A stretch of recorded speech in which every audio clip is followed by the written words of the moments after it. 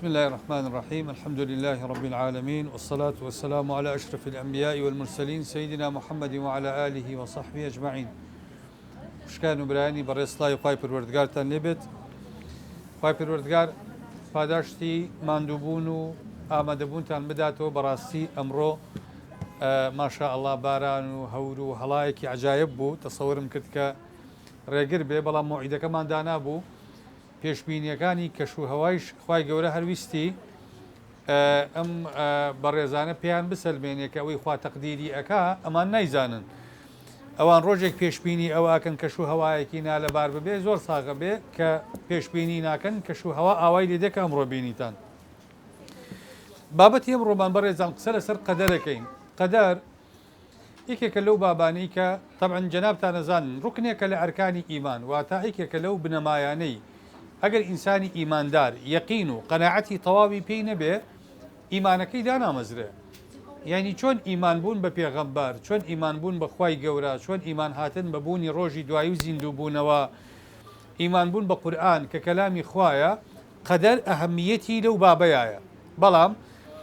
ئاڵۆزی قەدەر زیاترە لە ئاڵۆزی بابەتەکانی تری ئەرکانی ئیمان یەکێک لەو بابانی کە عولەما باسی ئەکەن و پێغەمبەری صلی الله عليه وسلم تاکیدی لەسەر کردوێتەوە ئەم بابەیە کە پێغەمبەری خوا صلی الله عليه وسلم ئەفەرمێ لا يؤمن عبد حتى يؤمن بالقدر خيره وشره ئەفەرمێ هیچ بەندەیەکی خوا ئیمانی تەواو نییە تا ئیمانی بە قەدەر نەبێ باش و خراپی قەدەر کە لای خوای پەروەردگارەوەیە ابن العربي أفرمي من أعظم أصول الإيمان الإيمان بالقدر أفرمي بالاترين بلكاني إيمان باورهنانا بقدر فمن أنكره فقد كفر هركسي إنكاري قدر بك كافرة بباورة بدين به قدر برزان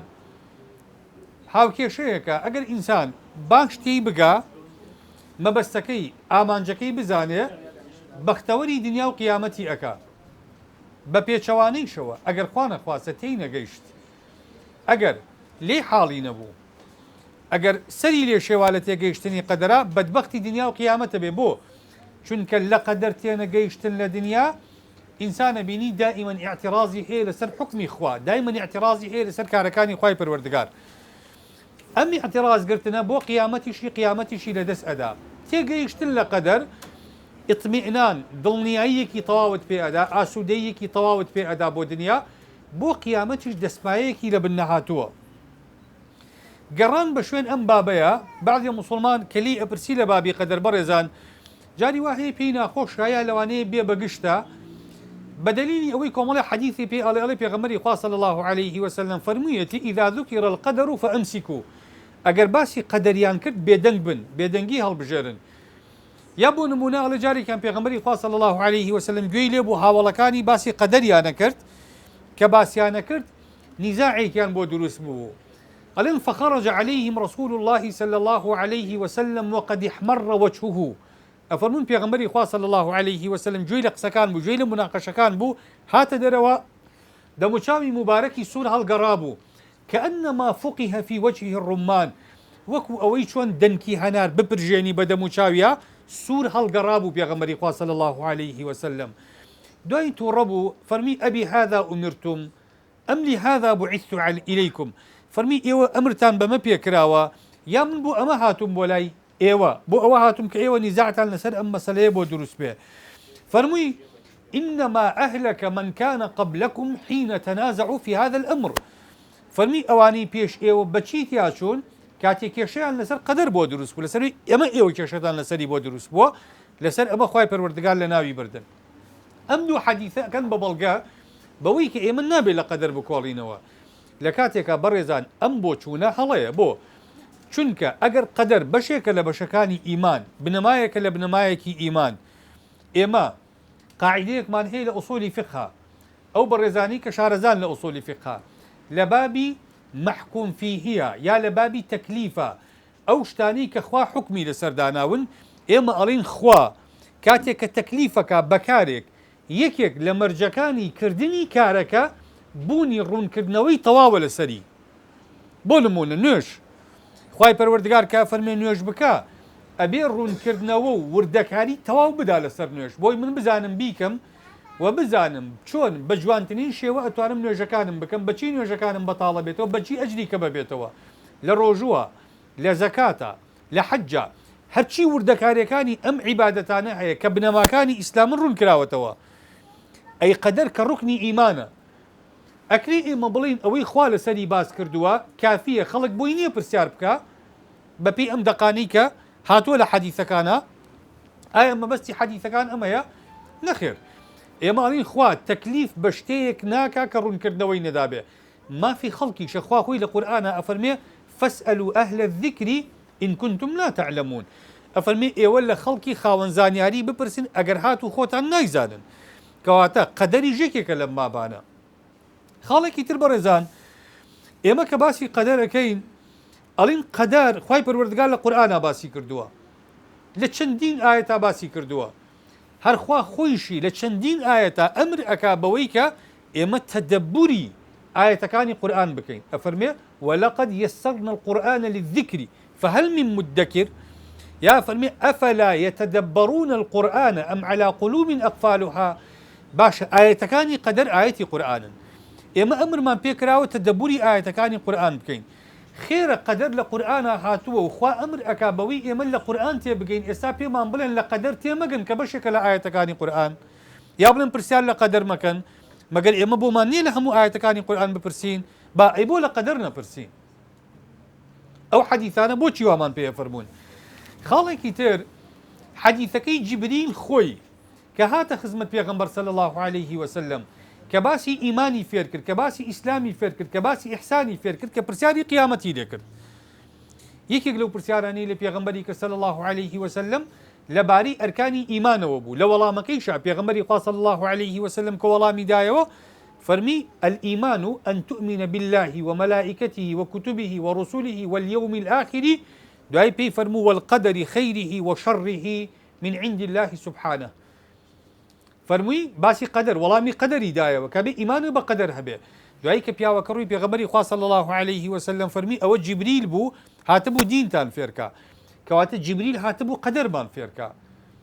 ئێ بۆچی ئێمە لە قەدەر تێنەگەین ئەگەر جیبریل لە کۆتایی تەمەنی پێغەمبەرا صلی الله عليه وسلم هاتووە دەربارەی قەدەر ئەپرسێ و پێغەمبەری خوا صلی الله عليه وسلم دەربارەی قەدەر ڕوونکردنەوە ئەدا بۆ ئێمە حاڵی نەبین بۆچی تێنەگەین خاڵێکی تر کە گرنگە ئەگەر ئێمە دەنگی خەڵکی دیندارمان گرت لە قەدەر نەپرسن مەسەلەن ئێمە وتمان ئێمە مسلمانین مسلمانی شانی خۆ بەدەستەوەدان بۆ ئەمرەکانی خوای گەورە ئەوەی خوای گەورە فەرمێتی ئێمە ئیمانمان پێی هەیە ئەم ئیستیسلام و ڕیضایە قبوڵە بۆ ئێمە بەزەگەر ئێمە وەڵامی پرسیارەکانی قەدەر نەدەینەوە لەگەڵ ڕێزمان خەڵکی جاهیل و بێدین وەڵامی پرسیارەکان نەداتەوە ئەو بە عەقڵی خۆی وەڵامی بۆ ئەتاشێ وەڵامی زانستی نازانێ کە وەڵامی زانستی نازانێ وەڵامێک کە خۆی قەناعەتی پێیەتی لەبارەی قەدەر بە ئێمەی ئەڵێ ئەو کاتە خۆی سەر لێ شێواوە بێ خەڵکیش سەر لێ شێواوەکە بەڵام ئەگەر ئێمە وەڵامی ڕاستماندا بە خەڵک دەربارەی قەدەر ئەو کاتە هەم ئەوانی بە شوێن ڕاستیە ئەگەرێن ڕاستیان دەسەکەوێ هەم ئەوانی سەر لێ شێواون ئیقامەی حوجیان لەسەر دەکرێت بۆ قیامەتی خۆیان کە ئەوانە لەسەر بەسیرە گومڕابوون نەک لەسەر جەهل بەسیرەتیان هەبووە بەڵام خۆیان گومڕا کردووە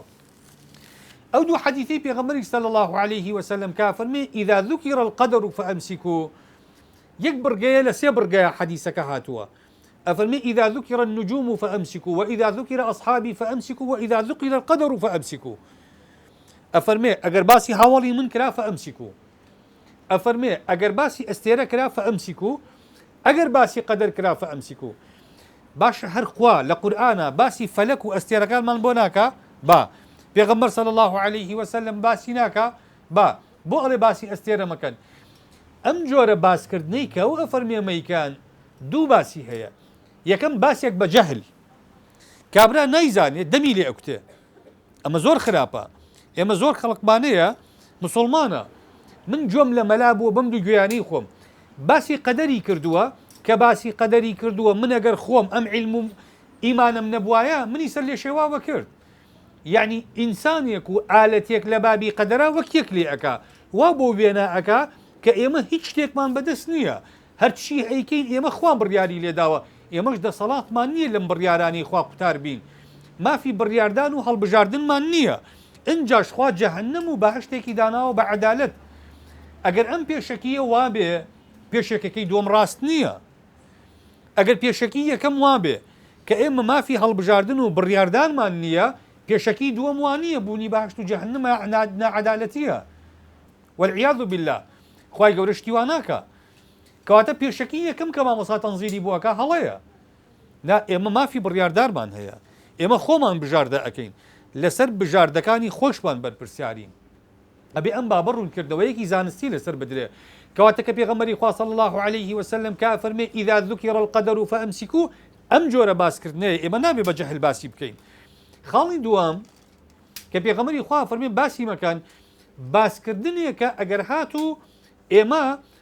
بە ئاراستەیەکی خراپە بمانوێ باسی بکەین ئێستا ئەستێرەکان ئێمە بابین ئەستارەکان بەڵگەی عەزەمەت و دەسەڵات و قودرەتی خوای پەروەردگارن ئەمە طەبیعیە بەڵام ئەگەر هاتوو باسی ئەستێرەکان بە شێوازێک کرا وەکو سەردەمی یۆنانیەکان ئەستێرەیەک خوای جوانی بێ ئەستێرەیەک خوای بابێ ئەستێرەیەک باران ببارێنێ ئەستێرەیەک قەزا و قەدەر و خەیر و شەڕی بەدەست بێ مانگێک بەرپرس بێ لەوەی کە مانگێکی شوم و بەئومە مانگێک بەرپرس بێ یعنی ئەم تەوزیعاتە بۆ مەقادیری فەلەکی تەوزیعاتێکی جاهیلانەیە تەوزیعاتێکی نەفامانەیە لەبەرەوە کە شەرع نەهیەکان نەهی لەمە ئەکا ئێستا بۆ نمونە باسی ئەصحابی پێغەمبەر صلی الله عليه وسلم ئەگەر ئێمە باسی ئەصحابی پێغەمبەر بکەین بەر ئەو حەدیثاکەوینە فەرمێ باسی ئەصحابی من مەکە ئەگەر باسییان کرا بێدەنگ بن نافەرمێ باسی ئەصحابی من مەکەنە فەرمێ ئەگەر باسی ئەصحابی من بە خراپە کرا بێدەنگ بن بە خراپ باس بکرێ یا بە جەهل باس بکرێ یا کابرا ئیتیهامیان بکا بە ناحەق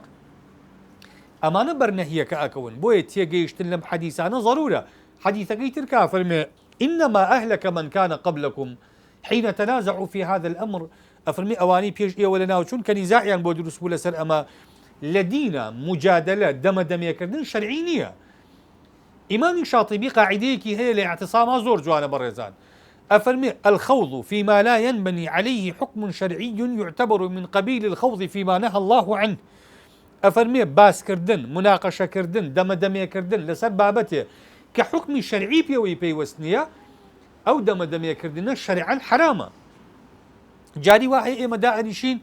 باسي مسألة شرعية كين مسألة شرعية كا هيش حكمك بن لسر بنياد نانده جاري كان لقل برادري كاكوتينا مناقشة طبعا من مناقشة دعاي زور بي بيتاقد بوم زور بي بيزار بوم زور بلا مطالب مناقشة جدلكي هنا بيشوا آية فريشتكاني خوا للروجي قيامتا أمرن يا نامرن يك سعد مناقشة كردوها باشا ببي أوي دليلكي بيبي باشا أجر بمرن يا نمرن چی پەیوەندی بە عەمەلی ئێمەوە هەیە وەکو ئیماندار هیچ ئەگەر ئێمە مناقەشە بکەین لەسەر ئەوەی دارەکەی حەزرەتی موسا گۆچانەکەی حەزرەتی موسا کە ئەبوو بە ئەژدیها کە ئەیا بە بەردا لەتی ئەکرد کە ئەیا بە بەحرا شەقی ئەکرد ئەم دارە بەڕوو بوو یا گوێز بوو چ فەرقی هەیە سەگەکەی ئەصحاب الکەهف نێر بوو یا مێ بوو بچکە بوو یا گەماڵ بوو چ مۆزوعێکە گۆڕێ کەرەکەی عوزەیر کە مردار بووەوە نێر بوو یا مێ بوو چ مەسەلەیەک چ حکمێکی شەرعی بۆ من و تۆ ئەگۆڕێ خضر ئەگەر هاتوو پێغەمبەر بێ یا پیاو چاک بێت چ بە مۆزوعێک لە بابەتەکانە گۆڕێ بەڕێزان ئەمە سەریەشانە بە دوای کۆمەڵێک بابەتە کە حکمی شەرعی پێوەی پێویست نییە شەرعەنیش باش نییە زان مناقەشە لەمە بەسەلانەیە بکە لەبەرەوەی پێغەمبەری خوا صلی الله عليه وسلم کە گوێی لە مناقەشەی ئەصحابەکان بوو گوێی لە مناقەشەیەکی بێبەرهەم بوو فەرمی ئەم جەدەلە خراپە ئەم جەدەلە لەسەر بابەتێک خراپە ئەگەر نەک لەسەر ئەسڵی مەسەلەی قەدەر چکە لەسەر مەسەلەی قەدەر پێغەمبەری خوا صلی الله عليه وسلم خۆی فەرمایشتی هەیە لەسەری وە قسەی لەسەر کردووە یا بۆ نمونە ئەگەر هاتوو کەسێک ئیعتیراز لە قەدەر بگرێ ئەو کاتە ئەمە خراپە یا خراپەکانی خۆی بداتە پاڵ قەدەر کابرا پیاوکوش بێ چەتە بێ خوانەناس بێ بێدین بێ باش بڵێ وڵا قەدەری خوا وایە ئەم جۆرە تەویل و تەفسیرانە بەلا ڕێدابردنی بابەتی قەدەر بەم شێوازە غەڵەتە کابرا هەڵەی خۆی بتاتە پاڵ قەدەری خوای پەروەردگار ئەمە لە شەرعا دروست نییە و حرامە قەدەر چییە بەڕێزان تعریفی قەزا و قەدەر چییە طبعا تعریفی قەزا و قەدەر جەنابتان ئەوە تێبگەن قەزا و قەدەر دوو وشن بە یەکەوە باسییان کەین قەزا و قەدەر دوو معنای جیاوازە دەن ئەگەر بەجیا باسمانکردن هەر یەک و معنایەکەدا هەر یەک و معنایەکەدا بۆ نمونە قەزا بریتیە لە چی؟ قەزا بریتیە لەو حکمانی کە خوای پەروەردگار تەقدیری کردوون لە لەوح المەحفوظا لای خۆی هەڵی گرتوون ئەمانە قەزاءن. قەدەر چییە بەڕێزان؟ قەدەر بریتیە لە دابەزاندنی ئەم واقعانی کە لە لەوح المەحفوظا هەن بۆ سەر ئەرزی واقع. ئەمە بریتیە لە پێناسەی قەزا و قەدەر. واتە کاتێکی ماڵی قەزا و قەدەر مەبەستمان لەوەیە خوای پەروەردگار من و تۆ ئێمەی مرۆڤ تەمەنی 70 ساڵ لەم ژیانەیە ئەگوزەرێنین باشە، بەڵام تەمەنی زەوی وەکو عەرزم کردن محاضەرەی پێشووتر عولەما هەندێکی گێڕنەوە بۆ 5 بلیۆن ساڵ. خوا لەوح المەحفوظێکی هەیە پێش ئەوەی ئەم ئەرز و ئاسمانانە دروست بکە ئەو لەوح المەحفوظەی داناوە. پێغەمبەری خوا فەرمی ئەوەل ما خەلق الله القەلەم، یەکەم شت کە خوا خەڵقی کرد قەڵەمی خەڵق کرد. پاشان ئەمری کرد هەرچی مەقادیری خەلائق هەیە تا قیامەت بینووسێ. ئەمەی کە لای خوا هەیە لە لەوح المەحفوظا بەم فراوانیە بۆ ئێمەی مرۆڤ کەدا ئەبەزێتە سەر ئەرزی واقع قەدەرە. یعنی ئێمە لە دوای چەندێک مۆڵەتی بوونمان پێدراوە، ئێستا کە بووین ئەو مەقادیرانی کە دێتە پێشمان کە نەخۆشەکەوین کە ڕزقمان ئەدرێ کە مناڵمان ئەبێ کە ئەمرین باشە ئەم مەقادیرانە ئەمانە بە ڕۆژانە تەقدیرەکە خوای پەروەردگار لە لەوح المەحفوظ دێنە سەر زەوی ئەم ئەمرانە کەواتە قەزا بریتیە لەم مەقادیرە کولیانە لە لەوح المەحفوظی خوا خۆیە، قەدەر بریتیە لە دابەزاندنی جزئیاتی ئەم قەزاانە بۆ سەر ئەرزی واقع. سەبارەت بە قەزا و قەدەر بەڕێزان ئێمە 4 مەرتەبەمان هەیە بۆ ئیمان کە ئێمە زەرورە ئیمانمان پێی هەبێ بۆ ئەوەی کە دابمەزرین لە قەزا و قەدەرە. مەرتەبەی یەکەم لە ئیمانە بەڕێزان علمە، واتە زانیاری. ئێمەی ئیماندار زانیاریمان هەبێ بەوەی کە خوا عالیمە، علمی خوا ئەزەلیە و ئەبەدیە، یعنی علمی خوا زیاد ناکە قەت. بۆ چونکە هەر شتێ زیادی کرد پێش زیادەکە چی بووە؟ کەم بووە. ئەگەر بڵێن خوا علمی زیادەکە کەواتە پێشتر علمی کەم بووە والعیاذ بالله. ئەوەش نەقسە لە مەرحەلەیەک لە مەراحیلی علمی خوا. علمی خوا علمێکی ئەزەلی کامیلە. خوا لە باسی علمی خۆیان ئەفەرمێ چی؟ وعنده مفاتح الغيب لا يعلمها إلا هو. طبعا علمي غيب غيري خوا كس نايزانه. ويعلم ما في البر والبحر. أويل سر وشكاني هي وأويل قولاي دريا كان هي خواي پروردگار يزانه. وما تسقط من ورقة إلا يعلمها. أو تنوك باراني كإما أيبينين بملايين بمليارها بتريليونها تنوك باران ليك ساتا ديت خواره ولا آسمان تنوك بتنوكي لعلمي خوايا عقايليتي ببيت تقدير نية ريجي أو زيادة كم أكا أو تقديري زيادة كم أكا باش أنا فرمي ولا حبة في ظلمات الأرض يقدن كي جنم لناو تاريكاية زوية قواي پروردگار فرمي ولا رطب ولا يابس إلا في كتاب مبين. أوي وشكو أوي ترى قواي پروردگار علمي تفصيل وعلمي كليها بحمو مخلوقاتي خوي. إيمان من بم علمي خوا أبيها به واتا شتيك نية خوا نيزاني بي لدرنجامي الرودان بوي دركوه إما واين إما الرودا وكان رو أدن أوجع علم من بو دروس أبيه علم كدارشتا أكين لدرنجامي هلكاني خومان علم دارشتا أكين لدرنجامي هلكاني خومان بيشكوين لدرنجامي أزمونكاني خومان بيشكوين بلام خواوانية خوا لە بیدایەتەوە عالیمە شتێک نییە کە ڕوو ئەدا بەهۆی نەقسی علمی ئەو ڕوویدا بێ دوایی تەدارۆکی بکە وانییە خوای پەروەردگار. ئەمە مەرحەلەی یەکەمە لە ئیمانبوون بە قەدەر واتە تۆ یەقینت هەبێ بەوەی ئەوەی بەسەرت دێ لە ژیانی ڕۆژانی خۆتا خوا پێشتر علمی پێی هەبووە بەس ئاگار لێ بێ علمی پێی هەبووە هەڵە تێمەگەن نەک نووسیبێتی لەسەرت. خاڵی دووەم خوا ئەمەی کە علمی پێیەتی ئەم علمەیشی نووسیوە لەکوێ نووسیوێتی لە لەوح المەحفوظە خوای پەروەردگار ئەم علمەی نووسیوەتەوە کام علمەی نووسیوەتەوە ئەم عیلمە دواتر لە دابەزاندنیا جوز ئەبێ وەکو عەرزم کردن بە پێی پێویست دێتە سەرزەوی. بەڵام دوو شتیکەش لێرا جیا بکەنەوە، ئەمەی کە خوا نووسیوێتی لای خۆی نەک لەسەر ئێمە، زۆربان لەمەیە ئەکەوینە هەڵەوە ئەڵێن خوا لەسەری نووسیوی نا، ئەم جۆرە تعبیرە لە قەدەر غەڵەتە. خوا بڵێ لای خۆی نووسیوێتی، لەسەر تۆی نەنووسیوە بیکەی، بەس لای خۆی نووسیوێتی.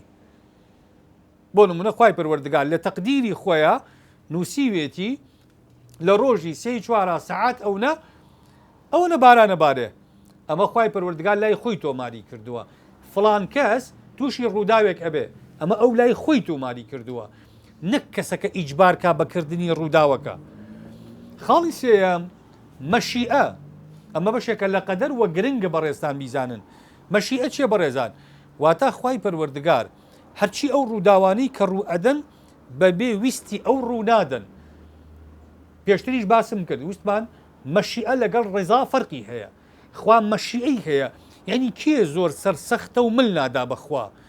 بەویستی خوا خۆی سەرسەختە و مل نادا بەخوا. بەزاگامان لێبێ خوا وای لێ نەکردووە، ئەو خۆی ئەمەی هەڵبژاردووە، خوای گەورە ویستەکەی ئەوی قبوڵە. یعنی خوای پەروەردگار ئێوێ خوازیارە، خوای پەروەردگار مەشیئەتی وایە کەسێک کە زۆر بێدینە ئازاد بێ لە بێدینیەکەیە، کەسێکیش کە زۆر دیندارە ئازاد بێ لە دینداریەکەیە. لێمان تێک نەچێ نەڵین خوا ئەوی بێدین کردووە ئەمی دیندار کردووە، نا. خواویستی وایە دیندارەکە ئازاد بێ لە هەڵبژاردننی دینە، بێدینەکەش ئازاد بێ لە هەڵبژاردننی بێدینەکەی خۆیە. کەواتە ئەمە مەشیئەیە، وە هیچ شتەیەکیش لەم گەردونەیە بەبێ ئەم مەشیئەیە ڕوونادا، بەبێ ئەم ویستەی خوای پەروەردگار ڕوونادا. ینی کەسێک ناتوانێت بڵێ من ویستی خۆم من شتەیە بمەوێ ئەیکەم ئەگەر خواشت نەیەوێ، وەالعیاذ بالله. ئەمە مەحاڵە، شتیوانیە لە دنیاە. خاڵی چوارەم مەسەلەی خەڵقە، یعنی هەرچی لەم بوونەوەرەیە هەیە مەخلوقی خوای پەروەردگارە. ئێمە خۆمان ئەعمالەکانمان بەتەسەبب هەمووی مەخلوقە بۆ خوای پەروەردگار. شتەیەک نییە لە دەرەوەی خەڵقی خوا مەخلوق بێ، نییە. خوا فەرمی الله خالق كل شيء، كل لألفاظ عمومة، ليريشا إفادة عمومي مطلقة، يعني استثناء تانية. وكو خوي أفرمي وما من دابة إلا على الله رزقها، أمانة ألفاظ عمومي مطلقا. كواتا استثناء شان لنا كده، تخصيص شان لنا كده. كواتا لم شوار مرحلة أقامان ليبي إيمان ما نهبه بويك أخوا زانیاری تەواوی دەرباری وردەکاریەکانی ڕووداوەکانی ئەم گردونە بە هەموو بوونەوەریەکانەوەیە، ئەم زانیاریانە لای ئەو نووسراون تۆمار کراون لای خۆی. سێم ڕەزامەندی هەیە خوای پەروەردگار لەگەڵ ویستە، خوا ویستی بە هەموو ئەو ڕووداوانەکایە کە ڕوو ئەدەن لەسەر زەویە. چوارم هەموو ئەوەیشی کە هەیە لەم گردونەیە مەخلوقە بۆ خوای پەروەردگار. ئەمە چوار مرتبەن بۆ ئیمان بوون بەقەدەر. پاشان خواستەکانی خوا دەربارەی ئێمە بەڕێزان ئەبن بە دوو شتەوە، دوو کەرتەوە. خوا هەندێک ویستی هەیە پێی ئەوترێ ویستی کەونی، ویستی قەدەری. ویستەکانی خوای پەروەردگار ئەوەی پەیوەستە بە ئیرادە کەونیە قەدەریەکەی باشە، ئەوە ئێمە دەسەڵاتمان نییە لە بڕیاردان و هەڵبژاردنیا لێشی بەرپرسیار نین. بۆ نمونە ئێمە کە هاتوونەتە بوون بەدەست خۆمان نەبووە، وەکو خەیامەڵێ ئەڵێ هاتن بەدەستی خۆم نەبوو هێنایانم، گەرچوونە دەریش چۆنوکەیەک نازانم. بەس ئەو تەڵێن خەیام کابراایەکی سەر لێشێوا بووە ئەڵێ 100 شەڵڵا نەهاتبام نەچووبام نەببام لەم کێشە و گێرەدا ڕەحەت باجیانم. ئەو تەبعەن بە باری زانیوە ئەم وەزعەتی نەگەیشتووە لێ حاڵی نەبووە، ئاوا تەفسیری بۆ کردووە. خوای پەروەردگار لەم بابەیە بەڕێزان لە ئیرادە کەونیەکەیە ئێمە لی بەرپرسیار نین. بۆ نمونە هیچ ئینسانێک بەرپرسیار نییە لە جوانی و ناشرینی خۆی. خوا لی ناپرسێ لە قیامەتا بڵێ تۆ بۆ ناشرین بووی، تۆ بۆ ڕەش بووی، ئەی تۆ بۆ بۆر بووی، تۆ بۆ چاوشینە، تۆ بۆ سەوز بوو، تۆ بۆ ڕەش بوو. بۆ چونکە ئەمانە ئەو خۆی دیاری ئەکا، ئیرادەی کەونی ئەون. لەسەر کەس بەرپرسیار نییە لەوەی بۆ عمری کورتە ئەو بۆ عمری درێژە تۆ بۆ نەخۆش بووی ئەی تۆ بۆ لەش ساغ بوو تۆ بۆ کورد بووی تۆ بۆ عەرەب بووی تۆ بۆ عەجەم بووی تۆ بۆ فرس بووی هەرچی ئێمە بڕیالی لێنادەین لیشی بەرپرسیار نین لە قیامەتا لای خوا چونکە ئەمانە ئیرادە کەونیەکەی خوان لە بەرامبەر ئەم ئیرادەیە خوا ویستێکیکەی هەیە لە ئێمە پێی ئەوتە ئیرادە شەرعیەکەی ئیرادە شەرعیەکەی بریتە لەوەی کە خوا ئازادی داوە بە ئێمە بۆ هەڵبژاردن مۆڵەتی داوە بە ئێمە بە هەڵبژاردن ئێمە لەمە بەرپرسیارین بۆ نمونە خوا بە منی وتووە تۆ کورد بە منی بە کورد خەڵق کردووە کوردبوون تاوان نییە منیش بەرپرسیار نیم لێی دواتر پێی وتوم ئەی تۆی کورد ئەگەر گەورەبووی نوێژ بکە بەڵام بە زۆر نوێژی پێ نەکردوم خۆ ئەیتوانی چۆن کردمی بە کورد ئاواژ نوێژم پێ بکە بەس نوێژم پێ ناکە بە زۆر بۆی ئەمەیان خۆم بڕیاری لێ بم ئەمەیان کە بڕیار و هەڵبژاردەکەی بەدەست منە منیش لی بەرپرسیارم ئەم جوز ئەمن لێ بەرپرسیارم زمانی یاومەتێ بە کەسێکی قسەکەر دروستی کردوم بەڵام پێی گوتوم ئەم زمانە درۆی پێ ناکرێ غیبەتی پێ ناکرێ بوختانی پێ ناکرێت چی پێ ناکرێت چی پێ ناکرێ لە بەکارهێنانی ئەمەیان من بەرپرسیارم ئەو ئازادی یاوە بە من لە بەکارهێنانەکەیە کەواتە بیکە بە قاعیدە هەرچی لە دەستی من و تۆیا بوو لی بەرپرسیارین هەرچی خوا هەڵی بژارد لی بەرپرسیار نین چونکە خوا خۆی ئەفەرمێ لا يكلف الله نفسا إلا وسعها ولا يكلف الله نفسا إلا ما آتاها کەواتە ئێمە لە شتەیەک کە خۆمان بڕیارەدەین لەوە بەرپرسیارین جیاوازینە نێوان ئەم دوو ئیرادەیە یا چیە ئیرادەی کەونی خوا لەگەڵ ئیرادە قەدەرەکەی فەرقی چیە بەڕێزان ئیرادە کەونیەکانی خوا مەحاڵە دێنەبوون یعنی مەجالی نەبوونی نییە بۆ نمونە ئەگەر خوای گەورە وەکو خۆی ئەفەرمێ إنما أمره إذا أراد شيئا أن يقول له كن فيكون ئەوەی ئێوێ ئەیکا بەڵام ئیرادە شەریعەکەی ئەگەری بوون و نەبوونی هەیە بۆ نمونە خوا ئێمەی هەمومان خەڵق کردووە بۆیە خەڵقی کردوین بیپەرستین بەڵام نایشی پەرستین چەنەها خەڵکەیە مولحیدە ئاتایستە مەخلوقی خوایە بەرزقی خوا ئەڕوا بڕێوە بەو کەرەسانی کە خوا پێیداوە بە دڵێک کە خوا پێیداوە بە زمانێک کە خوا پێیداوە بە تەمەنێک کە خوا پێیداوە بە هەستێک کە خوا پێیداوە هەموو ئەمانە لە دژی خوا بەکارێنێتەوە خواشویستی وایە ئازاد بێ لەو بڕیارەیە ئەڵێ بابیکە کەواتە ئیرادە کەونیەکانی خوا هەمیشە دێنە بوون بەڵام ئیرادە شەریعەکانی هەندێک جار نایەتە جێ بە هەمومانی وتۆ نوێژ بکەن بەڵام لەوانەیە لە سا هەفتامان نوێژەکەین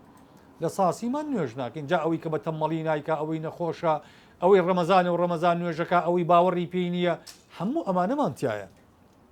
ئەفەرمێ بە ڕۆژوو بە لە سا بۆ نمونە هەشتا خەڵک بە ڕۆژوە بێ لە سا بیستەکەی بە ڕۆژوو نابێ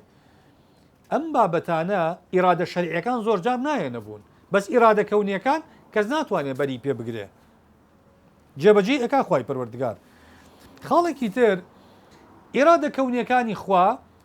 پەیوەستە بە ڕبوبیەتی خواوە ئیرادە کەونیەکان ڕبوبیەت بڕیاری لێ ئەنا ئیرادە شەریعەکان ئولوهیەتەکەی پەیوەستە بە ئولوهیەتەکەیەوە ڕبوبیەتی خوا جەنابتان نزانن خوای پەروەردگار ئێمە ئەڵین ئولوهیەت و ڕبوبیەت و ئەسما و صفاتی هەیە ئولوهیەتەکەی بەشی عیبادەتە پەرستشەکانێتی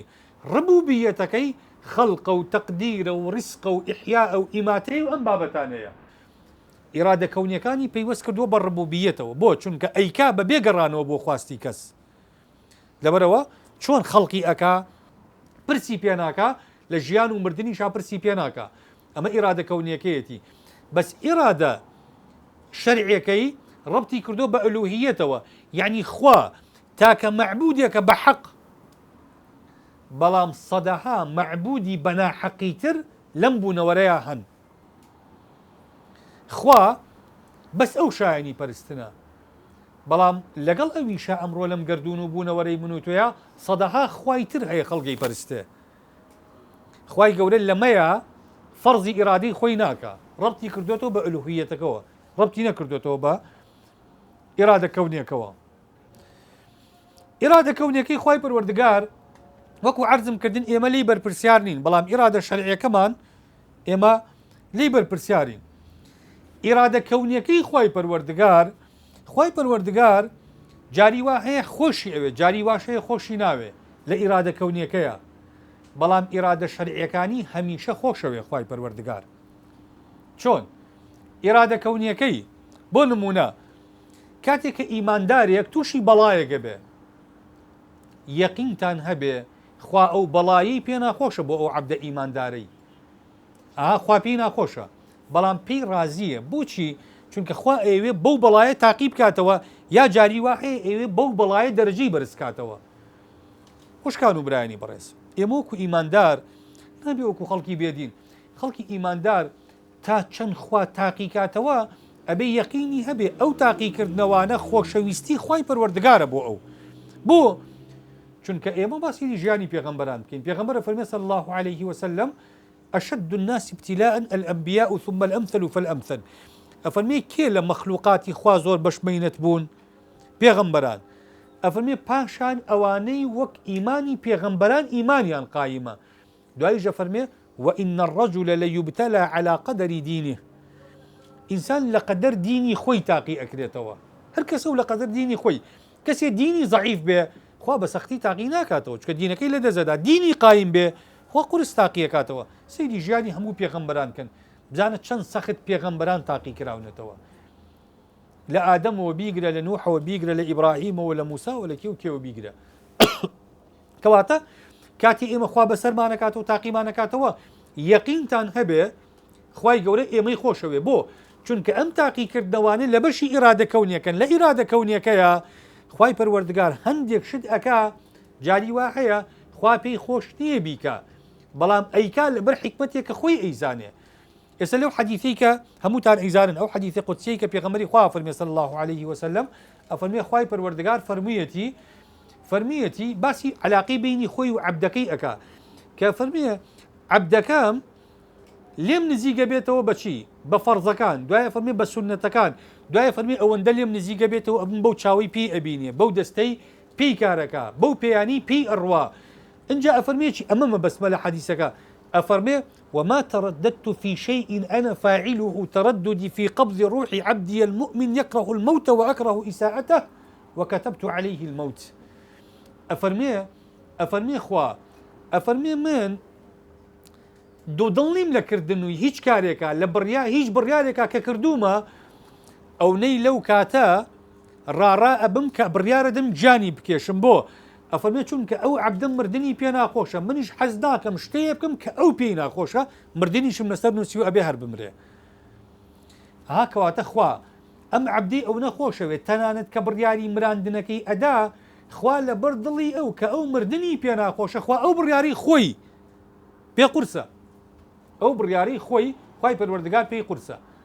بەڵام ئیرادەیەکی کەونیە و بڕیاریشی لێداوە ئەبێ بمرێ کابرا بۆیە لە ئیرادە کەونیەکانە خوا هەندێک جار هەندێک بڕیارەدا پێی رازی نییە بەڵام لە ئیرادە شەرعیەکەیە بڕیارێک نادا پێی رازی نەبێ هەموو عیبادەتەکان سیرکەن هەموو ئەوەی لە ئێمە داوا کراوە هەموو شتی باشن بەلای خواوە